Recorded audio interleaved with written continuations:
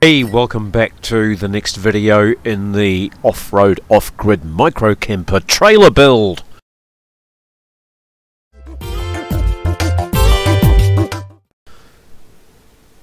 I'm just mocking up where the body lines are going to be for the wheel arches. This is the trim that goes around the panels and the rubberized bed liner that I've been using to protect it. Well, chassis finished. I've been working on the body today. I've got the lower part of the body. Because the panels come in a 4-foot width or a 1.2 meter width, and I need a 5-foot or 1.45 total height, I'm having to put a join in it. That join is going to be low down on the sides and will be hidden by the checker plate, which is going to go on when the sides are assembled. But this is the join line, and we'll have another full panel up here. Once it's all assembled, I'll cut the door hole.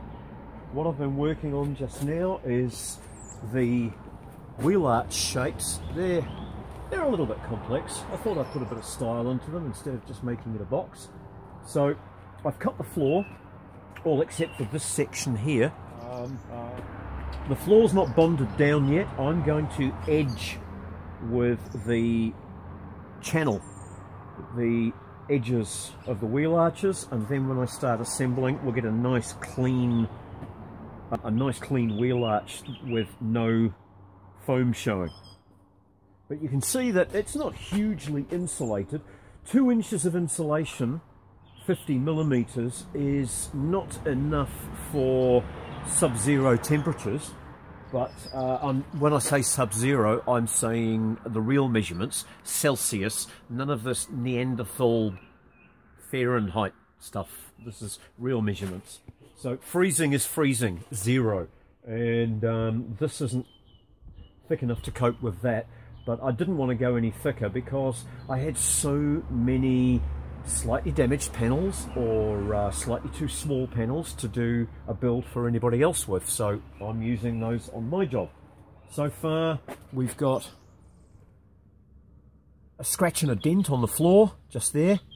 I couldn't use that on somebody else's job, but it's fine for me because we've got another floor going over the top of it. I'm going to lay a bamboo floor over the top of here. This is going to get a large hole cut out and the water tank will be set into it. This is the brake bias adjustment, which I'll be able to reach from under here and adjust. Only needs doing once in a blue moon. What else have we got? I've been painting the edging with an aerosol version of Raptor paint.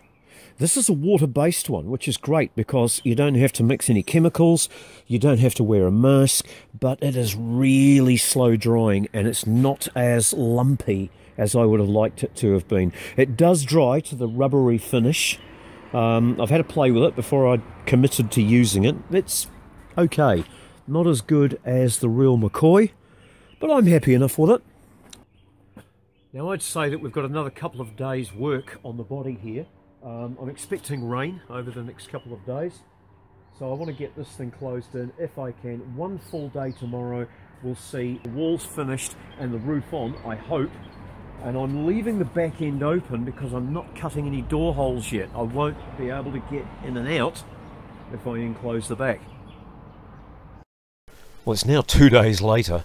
The weather has been vile. It's been raining and the wind's been howling. But here we go, back into it. I couldn't film it, but last night while you were sleeping, I was out here with a texter, drawing on the wall. And I was working out the maximum sizes for everything. I needed to know just how much space it was going to take me to squeeze in and squeeze out for the size of the door. And I've mocked up steps.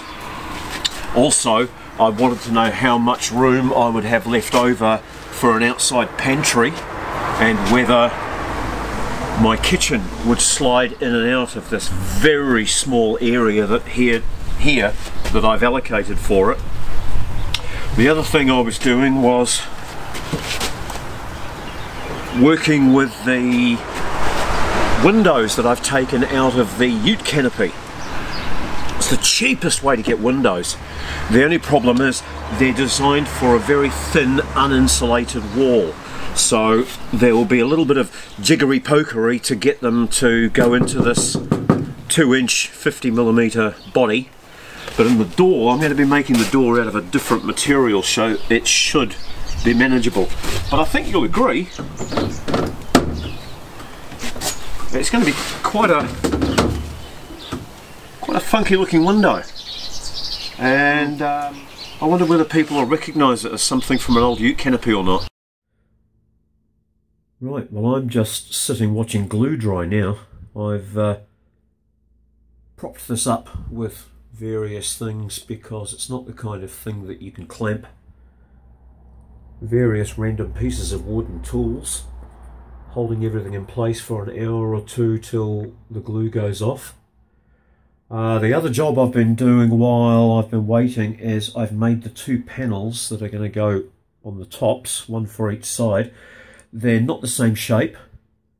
The one on this side I'm going to show you in a moment, that's going to be different because it's on the door side.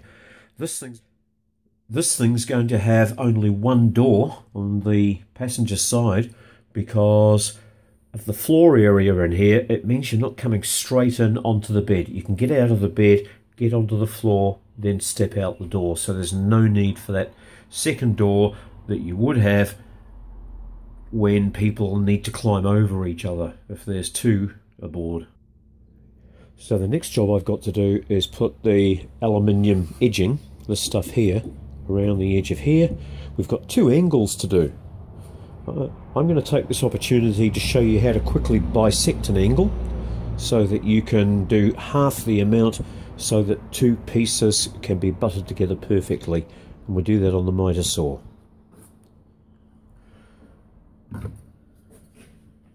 First step is get yourself a pair of dividers, your sliding bevel and a pen.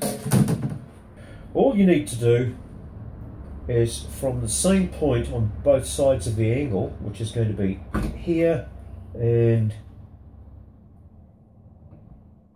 here. You won't be able to see those, but I can. We're going to scribe an arc.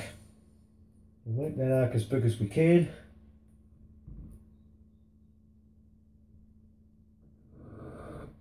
There and here. Now where those arcs intersect, that is the split of this angle here. It's the exact half of it. So all we need to do is set this to that point, and when we turn it over this way we can check it and see that it still points exactly to that point when it's on here. So this is exactly half that angle there, and that's what we set the miter saw to.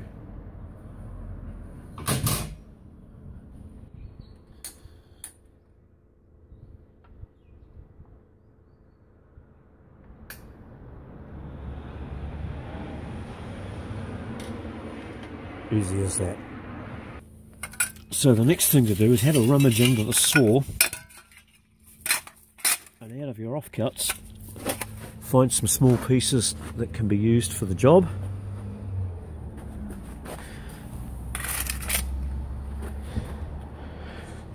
This job is all about me using up waste that I've had lying around for ages. I'm just going to show you something else. These are all random pieces that have been left over from other jobs. You can get them so cheap. If you've got somewhere where you can just take a job lot and then from it make yourself smaller projects out of smaller pieces, you're onto a win. This is my pile of rubbish. It's a lot smaller than it is usually, so that's far less going into landfill. Actually, normally what I do is I peel the steel off, recycle the steel, and then try to find a solvent recycler, because solvent recyclers will take expended polystyrene because they can render it down into a usable solvent for other purposes. So the next thing to do is to measure the length we need for each piece. Write those measurements down on a piece of scrap. I make them slightly bigger. I add 1 millimetre to each measurement, and that means there's a little bit of float and you can make the join sit nicer on the scarf. So the actual measurement is 121 millimetres. Oh, sorry. Yeah, 121. I'm going to make it 122 mils.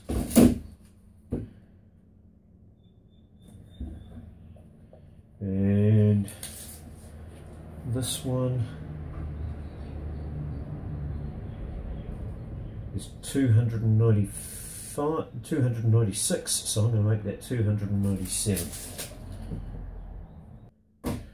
So I cut those and the angles will be precise and it will look perfect, just like that.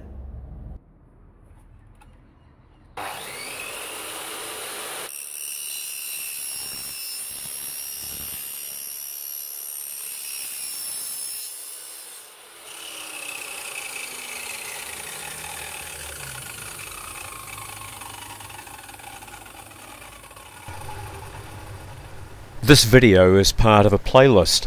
It's an entire series of useful and hopefully entertaining videos that could inspire you to build your own off-grid overland micro camper. Don't forget to have a look at the suggested videos at the end here, and I look forward to seeing you in the next video.